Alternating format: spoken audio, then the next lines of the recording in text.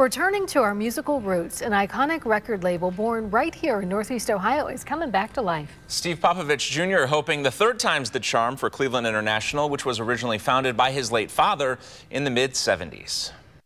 You know, the label itself started in 1977. The first, single release from that was Ronnie Spector with the E Street Band. He may be following in his father's footsteps. This is personal. This is something that he created, and I'm going to pick up the torch, and I'm going to continue to carry it on. But Steve Popovich Jr. knows he'll never fill the shoes his dad left behind. To say he was the last of a dying breed, I think, is a big understatement. Popovich Sr., known for launching some of the music industry's biggest names. The Jackson 5, and Meatloaf among them.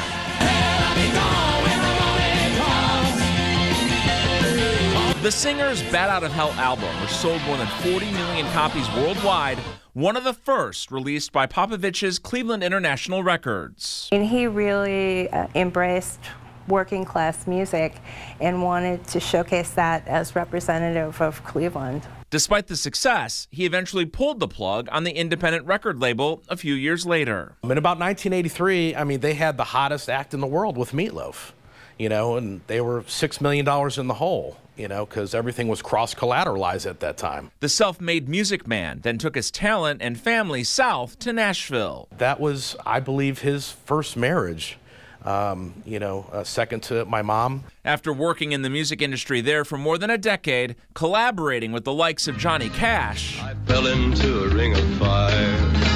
Popovich moved back to Cleveland in 1994, and a year later reestablished the Cleveland International label with a big focus on polka music. I've got a wife, she's the apple of my life. In 2011, the kid from small-town America died at the age of 68. It's just such an interesting story of, growing up in coal mining towns in Pennsylvania and then becoming the person who signed the Jackson 5. With his estate now finally settled, Junior's going to give it the college try, right? Steve Popovich Jr. is reviving the brand. The backbone piece of this is music that we continue to put out that appeals to middle America. This spring, Cleveland International will re-release about a dozen titles. Which includes, Meatloaf, it includes Iron City House Rockers, Southside Johnny, Ian Hunter, The Boys. Popovich tells us he believes in the label, the music it will distribute, Cleveland rocks,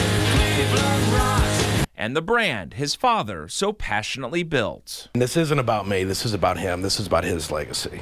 And as a son, as, him being, my mentor and best friend, it's the least I can do.